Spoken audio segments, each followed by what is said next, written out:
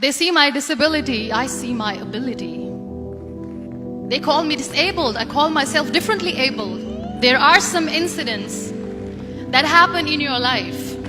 Those incidents break you, deform you, but they mold you into the best version of you. And the same thing happened to me. I was 18 years old when I got married. My father wanted me to get married. And all I said was, if that makes you happy, I'll say yes.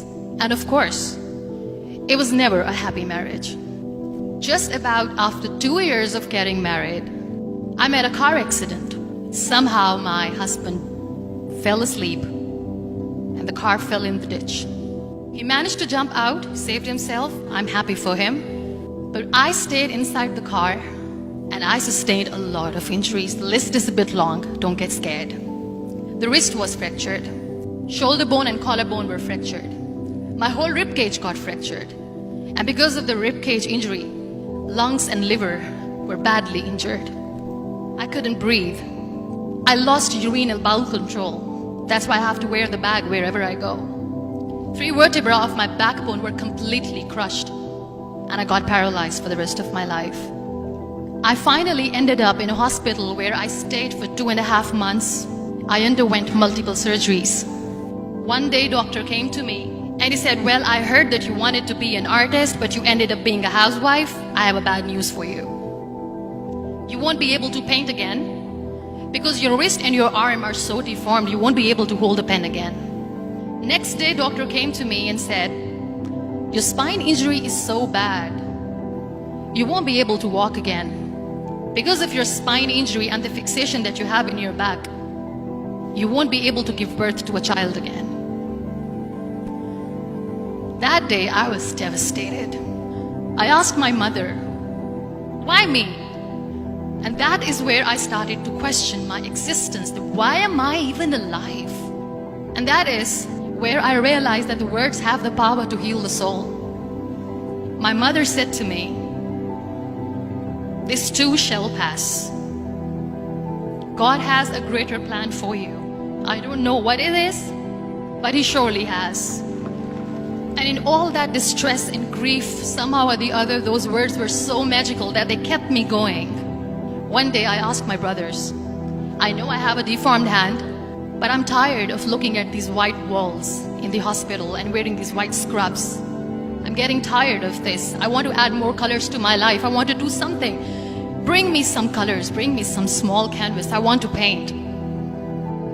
So the very first painting I made was on my deathbed, where I painted for the very first time.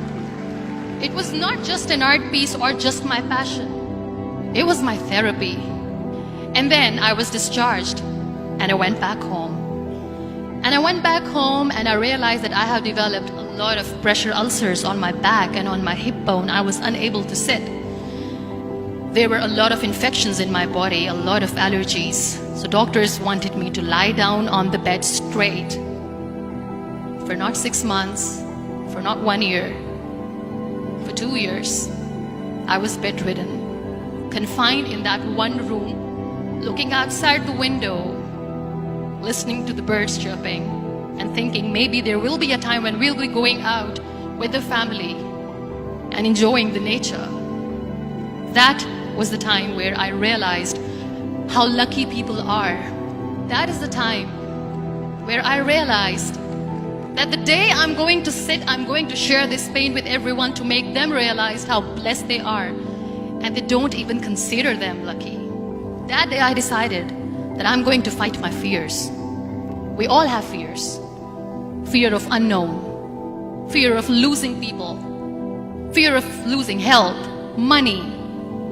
We want to excel in career, we want to become famous, we want to get money. We are scared all the time. So I wrote down one by one all those fears. And I decided that I'm going to overcome these fears one at a time.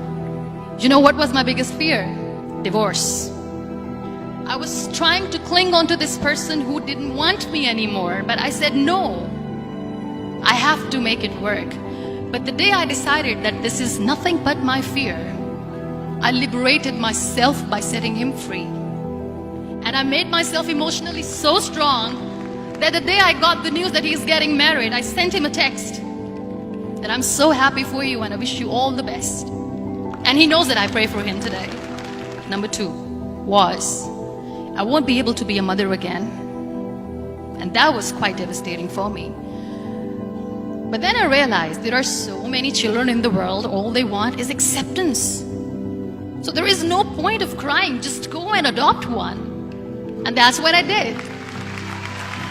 People think that they will not be accepted by the people because we, in the world of perfect people, are imperfects.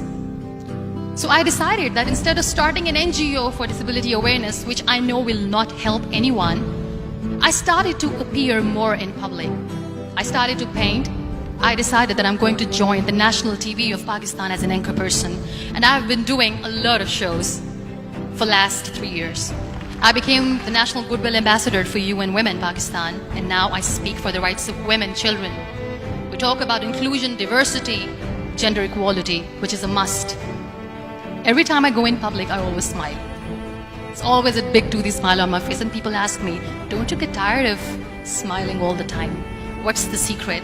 I always say one thing, that I have stopped worrying about the things that I have lost, the people that I have lost. Things and people who were meant to be with me are with me. And sometimes, somebody's absence makes you a better person. Cherish their absence. It's always a blessing in disguise. Live your life fully. Accept yourself the way you are. Be kind to yourself. Be kind to yourself. I'll repeat, be kind to yourself, and only then you can be kind to others. Love yourself and spread that love. Life will be hard. There will be turmoils, there will be trials, but that will only make you stronger. So when you accept yourself the way you are, the world recognizes you. It all starts from within.